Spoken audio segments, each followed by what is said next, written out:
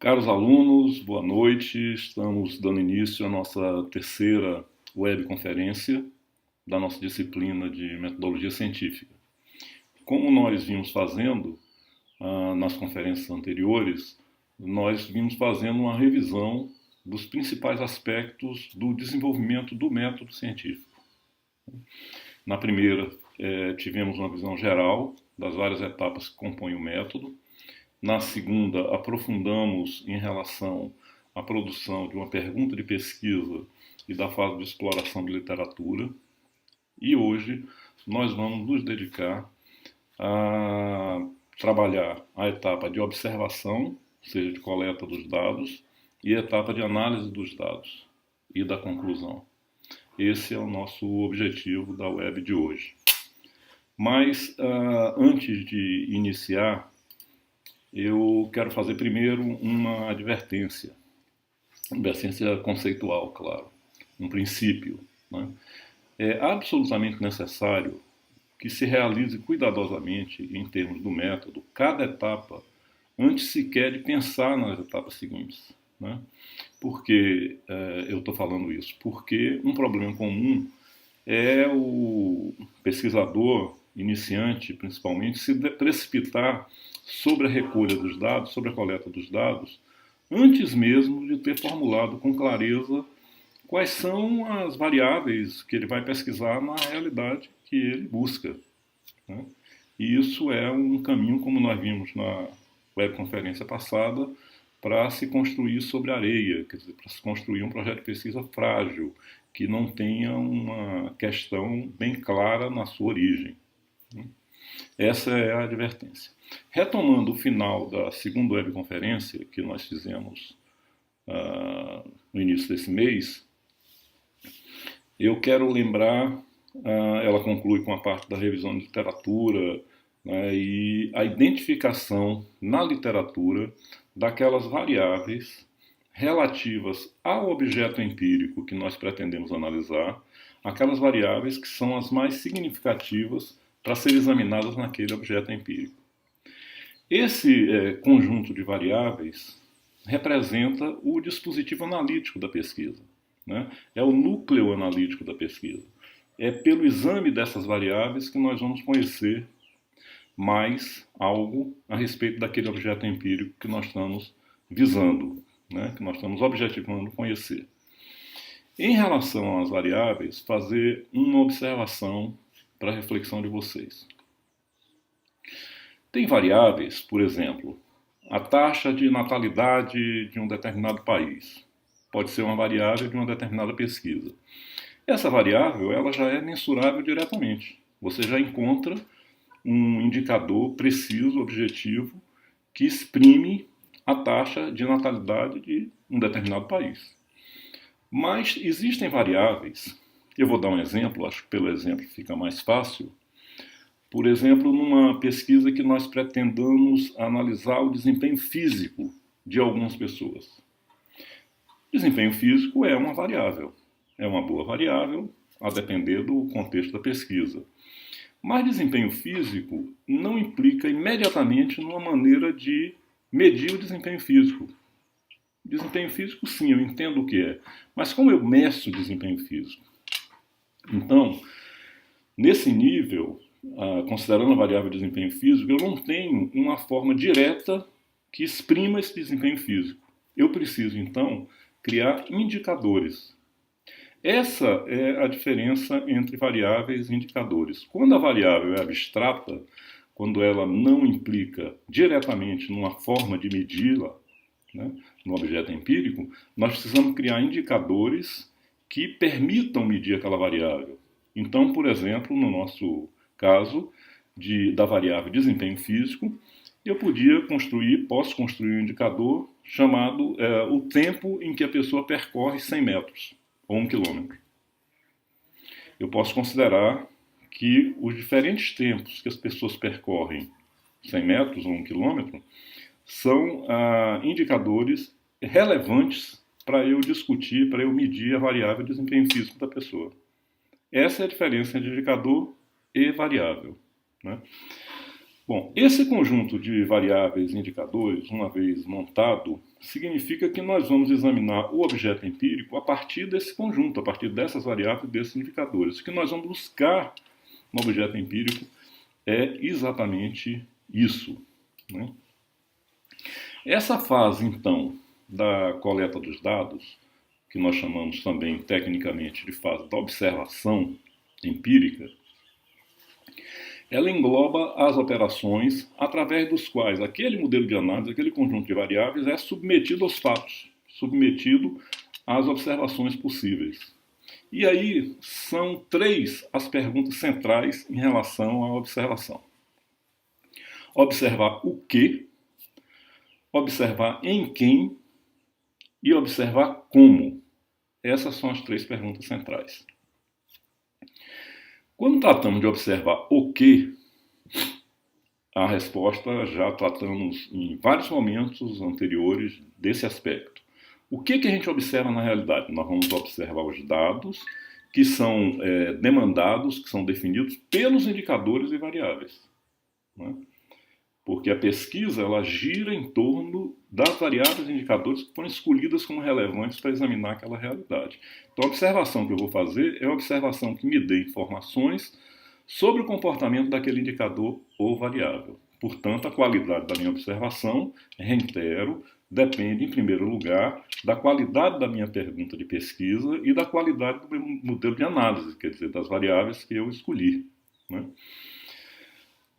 É preciso, a partir desses indicadores, formular questões, perguntas baseadas em muita reflexão e muito bom senso, que atendam com precisão esses indicadores, que sejam de direta compreensão, que considerem sempre o contexto emocional, relacional de quem vai responder à nossa pergunta. Então, o que? Observar as informações necessárias a discutir variáveis e indicadores. A segunda pergunta, observar em quem, significa que nós precisamos delimitar o campo empírico, quer dizer, o fenômeno, o objeto, a situação que nós queremos examinar empiricamente. É preciso delimitá-lo no espaço geográfico, em que local geográfico está esse campo de observação, no espaço social, que segmentos sociais ou que instituições, que contexto social ou institucional ou grupal nós vamos tomar como referência para o nosso exame, né, como parte do empírico, como grupo social que nós vamos examinar, ou como situação social, como conjunto de organizações, mas o que, do ponto de vista do espaço social e institucional, nós vamos examinar. E é preciso também delimitar o campo empírico no tempo, né? A que período nossa observação se refere. Hoje, nos últimos 3 anos, no ano de 2014, é preciso delimitar com clareza, porque isso vai explicar, contextualizar o dado resultante da pesquisa, o resultado da pesquisa, para quem depois for analisar, né? Observar em quem, então, implica essa delimitação. Observar em quem, quando estamos tratando de um grupo social, seja de pessoas, de organizações, de instituições, pode ser tratado do ponto de vista da abordagem quantitativa de 3 maneiras, né? Ou se estuda a totalidade da população daqueles componentes. Se eu quero estudar um grupo social que tem 30 pessoas, que tem 300 pessoas, eu posso estudar a totalidade dessas 300 pessoas. Mas posso também estudar, amparado por regras estatísticas, uma parte dessa população que seja representativa desse todo. Estatisticamente, eu tenho como estudar apenas uma parte e garantir, com uma determinada margem de erro, de que essa amostra representa aquela população. Desculpa. Mas posso também estudar, e isso se presta para estudos também qualitativos, componentes típicos, componentes destacados daquela população por alguma particularidade que seja relevante para a minha pesquisa, que eu posso destacar aquele componente e estudá-lo. Então são 3 formas: a totalidade da população, uma amostra representativa ou estudo de componentes típicos, né? Quando eu vou observar a totalidade, eu estou com foco no conjunto dos elementos constituintes desse todo. Desculpe. que é a minha população. Em que circunstâncias é mais recomendável, é mais adequado utilizar o estudo da totalidade da população? Quando não há necessidade de informações detalhadas sobre cada unidade, quando eu faço análise macrosocial que estuda dados globais que estão disponíveis já em estatísticas oficiais, ou quando eu tenho uma população cujo tamanho é reduzido e que então eu posso ter acesso integral a ela. Então eu estudo o conjunto, como se diz, estudo o universo da minha população, ou a totalidade. Uma outra alternativa, ainda dentro do observar em quem, é trabalhar com uma amostra. Nesse sentido, eu vou trabalhar com uma parte dos elementos dessa população que sejam representativos do todo. E eu tenho meios estatísticos de assegurar que essa amostra é representativa daquele conjunto maior. Em que contexto é mais adequado utilizar a amostra? Quando a população é muito volumosa e você necessita de muitos dados para cada indivíduo em unidade. Esses dois fatores, ou separadamente ou em conjunto, determinam, impõem o uso de amostra. Ou mesmo quando é importante para o foco do investigador obter uma imagem global conforme a que seria obtida interrogando-se o conjunto da população.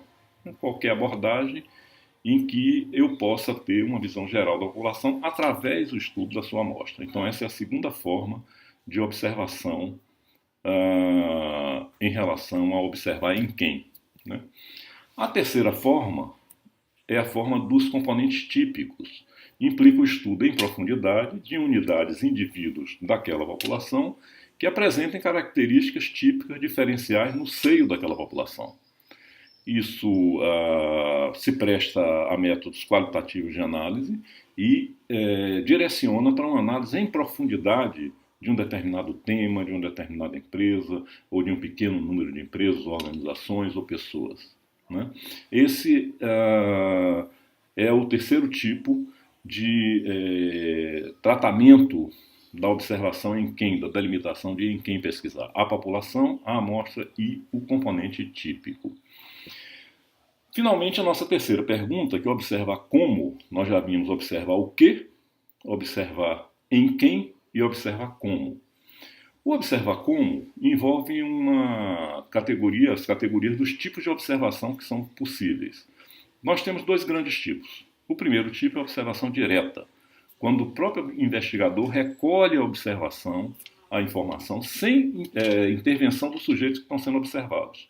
Quem produz a informação para o projeto de pesquisa, para a análise da pesquisa, é o próprio investigador, observando com seus sentidos, percebendo e registrando em si ou por si o que está observando.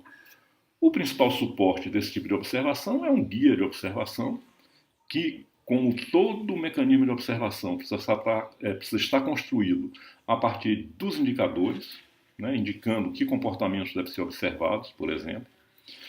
E a observação, além de direta, ela pode ser indireta, quando o investigador se dirige ao sujeito interessado, envolvido, para obter dele a informação sobre o fenômeno, sobre o que ele está querendo estudar. Né? O sujeito, nesse caso, que está sendo investigado, que está sendo acessado, ele intervém na produção da informação. Observe que aí já não é o investigador que está olhando diretamente o fenômeno, mas ele está perguntando e obtendo a informação de um terceiro sobre o fenômeno que ele quer investigar. O suporte, geralmente, desse tipo de observação indireta é um questionário que o sujeito responde, ou um guia de entrevista a qual o sujeito será submetido. Né? Ainda no observar como, nós devemos considerar algumas etapas que são importantes para nos prepararmos para o processo de observação. Primeiro, conceber o instrumento, né? Definir, em função da natureza da variável, do indicador que nós queremos levantar, que nós queremos obter, definir qual é o instrumento de observação que nós vamos utilizar. Em geral, no nosso campo, se aplicam os questionários ou as entrevistas. Então, nós vamos conceber um questionário ou um guia de entrevistas que deve conter questões sobre cada um dos indicadores que estão definidos, com o máximo de clareza e precisão. É muito importante, depois de concebido o instrumento, antes de aplicá-lo a campo, à população ou à amostra efetiva que vai fazer parte da pesquisa, que nós testemos esse instrumento. Apliquemos o questionário ou entrevista, por exemplo, a um grupo pequeno e representativo de pessoas, mais ou menos similares àquelas da população que nós iremos depois entrevistar. Com isso, nós podemos aperfeiçoar, perceber problemas, perceber limitações do instrumento, corrigir, ajustá-lo e deixá-lo em plenas condições para ser aplicado. E a terceira fase é efetivamente a coleta de dados, onde nós vamos executar propriamente a observação. Esses métodos de coleta vão depender do objetivo da investigação, das variáveis, mas todos eles podem ser tratados em termos de preparação nessas três fases: conceber o instrumento, testar o instrumento e realizar a coleta dos dados. Realizados adequadamente os procedimentos de observação, de coleta dos dados, entramos então na fase de análise dos dados, né?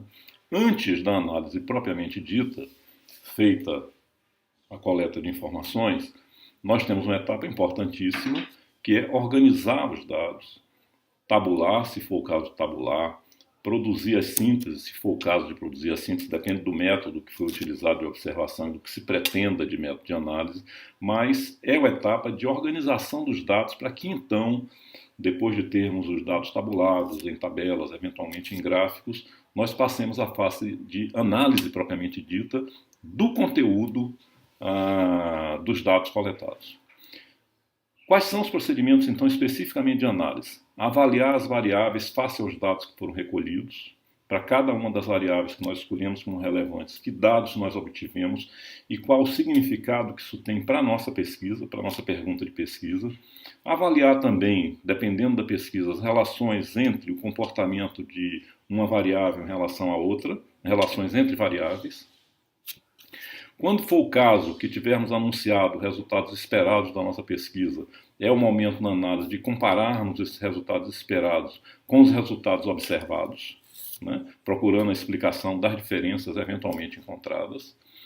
É também relevante na análise comparar os resultados que nós encontremos com estudos similares que nós tenhamos revisado no trabalho que constem na nossa revisão de literatura.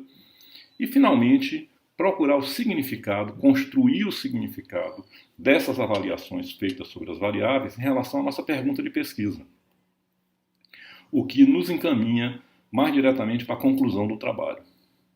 A seção específica de conclusão, ela deve recapitular de maneira bastante sintética o procedimento lógico adotado no projeto, estabelecer e indicar as conclusões principais da análise e apresentar as contribuições que o trabalho tenha prestado para o conhecimento decorrente do conhecimento que obteve do elemento empírico ou de algum desenvolvimento teórico.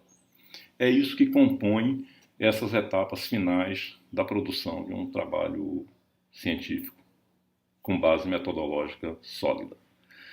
Então é isso, reflito, estarei disponível no bate-papo, no horário estabelecido na trilha de estudo da disciplina, e poderemos interagir sobre esses conteúdos. Uma boa noite para vocês.